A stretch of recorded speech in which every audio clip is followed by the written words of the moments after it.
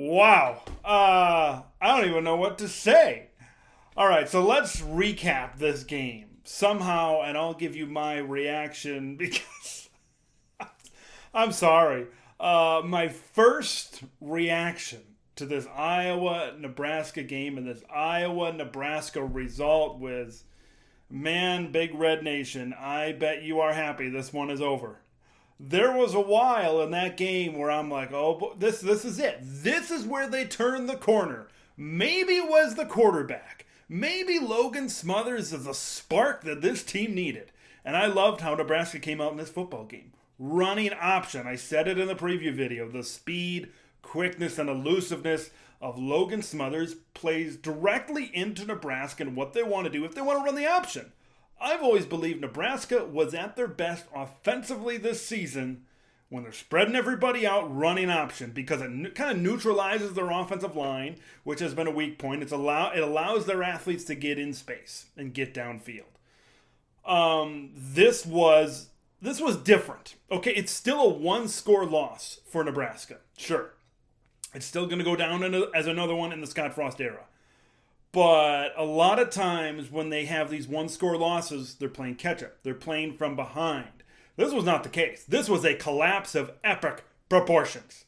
And where did this collapse start with? Special teams.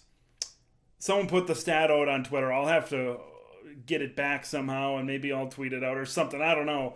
But special teams has cost Nebraska so many points, and to be honest, so many games this season. This is another one. And that's where it all started. And you're playing a freshman quarterback, with the safety on the intentional grounding. Those things are going to happen when you've got a young guy. But wow, once in the fourth quarter, it just started snowballing and snowballing. And you look at the sidelines and you look at shots of Scott Frost and some of the leaders on this team, and you could look in their eyes and you could look at their faces and you could tell, oh boy, here we go again. That's exactly what it was. And that's what I thought. I'm like, oh God, here we go again. Early in this game, Nebraska's defense was stopping Iowa when they needed to. They were making plays, and Iowa wasn't doing what they were supposed to do when they got near the red zone. Right? They turned it over. They got sacked. You got to give credit to Nebraska's defense. But then you turn around to the second half, Nebraska gave this one away. Okay, this isn't a game, even though Spencer Petras came into the second half and played well, this isn't a game where Spencer Petras came in and took the game away from Nebraska. No, Nebraska put it on a silver platter. Happy Thanksgiving, Iowa. Here you go. Here's the win. That's exactly how this one went, with the punt, with fumbles, with safeties, all of those things leading to points. And in fact, two of those, the safety and the punt block for a touchdown, were points of their own. This was way different than any of the other losses that Nebraska had suffered earlier this season. This was way worse. This was a collapse. This was a game where they had a double-digit lead to start the fourth quarter with about 5 minutes to go, with about 20 or so minutes left in the game. They were ahead 21-6, complete control of this game. Defense playing well, offense moving the football, and then a fourth quarter collapse like no other.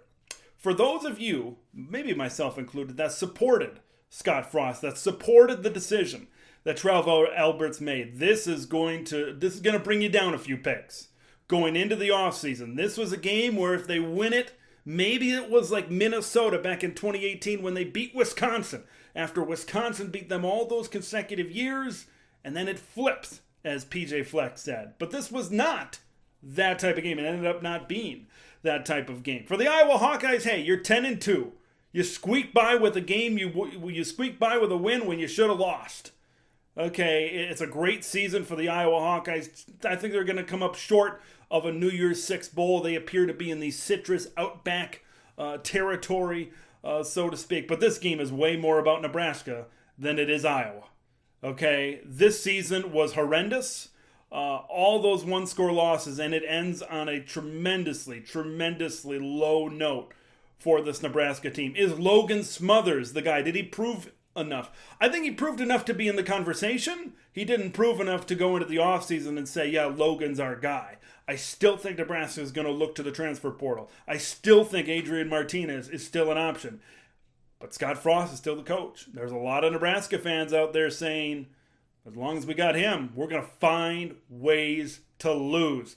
I want to hear what you guys thought of this game between Nebraska and Iowa. Is this the worst loss of the Scott Frost era? I mean, there were some bad losses early in the era, but man, this has got to rank right up there as one of the worst losses that Nebraska has had. And it was looking early on that it might be one of their best wins that they would have had. But wow, I didn't think I'd see anything quite like that. Leave your thoughts in the comments below about this game. Make sure you subscribe to Big Ten Ted. We'll see you in the next one.